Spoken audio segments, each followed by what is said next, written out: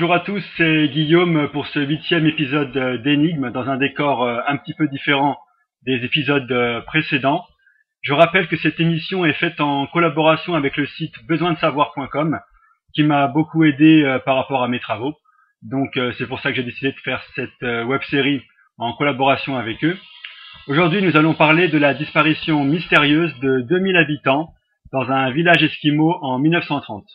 John, c'est à toi. Oui, Guillaume, nous allons parler de la mystérieuse disparition du village esquimau d'Ongikuni. Un village de 2000 hommes, femmes et enfants peut-il disparaître sans explication aucune? Le village qui a disparu était localisé près du lac Ingikuni, à environ 800 km au nord-ouest de la base de la gendarmerie royale canadienne à Churchill, dans le nord canadien. Les Esquimaux qui y vivaient recevaient fréquemment la visite de trappers. Joe Labelle, un trapper canadien, connaissait bien cette partie de la nature sauvage canadienne. Il a traversé pendant environ 40 ans et était considéré comme un invité d'honneur dans cette communauté.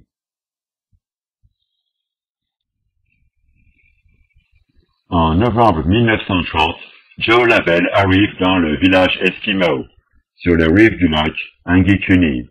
Il est accueilli par un silence total, ce qui le déroute. Car, familier de l'endroit, il connaît les habitants. Il est habituellement accueilli par les chiens qui se manifestent par des aboiements. Pour une communauté de pêche florissante et d'environ 2000 habitants et d'ordinaire animés, ce silence est étrange et troublant. Joe Labelle constate que le village est désert, aucune trace de vie. Il visite chacune des huttes. Personne. Toutes les habitations sont vacantes. Il aperçoit un feu. Il s'approche avec précaution. Sur le feu, qui est sur le point de s'éteindre, une immense marmite de ragoût noirci, pour ce qui ressemble beaucoup à un dernier repas. Il n'y a aucun signe d'une lutte dans le village. Il semble que les villageois aient disparu. Joe Labelle ne sait que penser. Ses amis esquimaux ne lui ont rien dit. Aucun départ collectif n'était programmé. Aucune cérémonie n'était prévue. Exode ou exil soudain et rapide. Impossible. Des pistes, des pas, des empreintes s'éloignant de la colonie auraient été repérées, même avec quelques jours de neige. Or, aucune trace de ce type ne fut retrouvée. Labelle décide de se rendre au bureau de télégraphe le plus proche et envoie un message à la gendarmerie royale du Canada.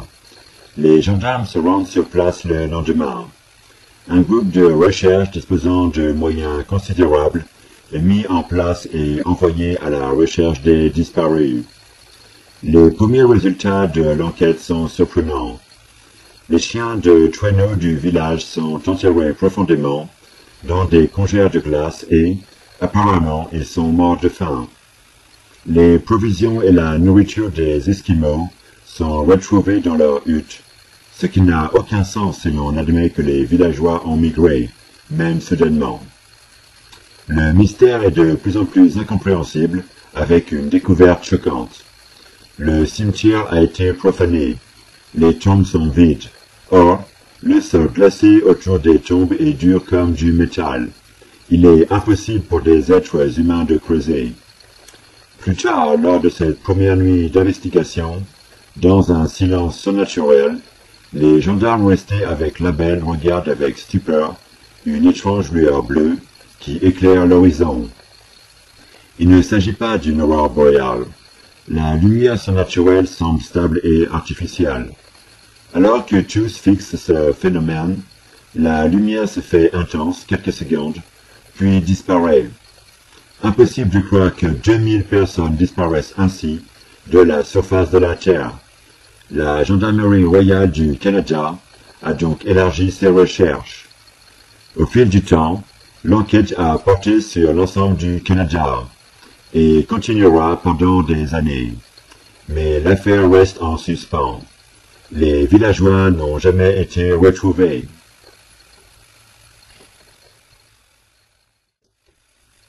On pensait qu'une explication rationnelle finirait par faire la lumière sur ce mystère, mais la disparition massive des villageois d'Angikuni n'est toujours pas expliquée. Cette histoire est devenue une véritable légende urbaine. De nombreux hoax impliquant des ovnis dans l'un des plus récents, et des auteurs de science-fiction ont utilisé cette disparition.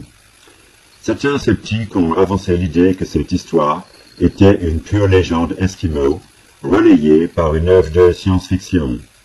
Mais le fait est que le trouble demeure. La Gendarmerie royale du Canada nie évidemment la véracité et la possibilité d'un tel phénomène, avançant l'argument principal, mais peu convaincant, qu'un village de 2000 personnes n'a jamais existé dans cette partie du Canada, et que la disparition trouve son origine dans un récit populaire. Il n'en demeure pas moins qu'un village similaire a bel et bien existé, et que cette légende n'appartient pas au folklore esquimau.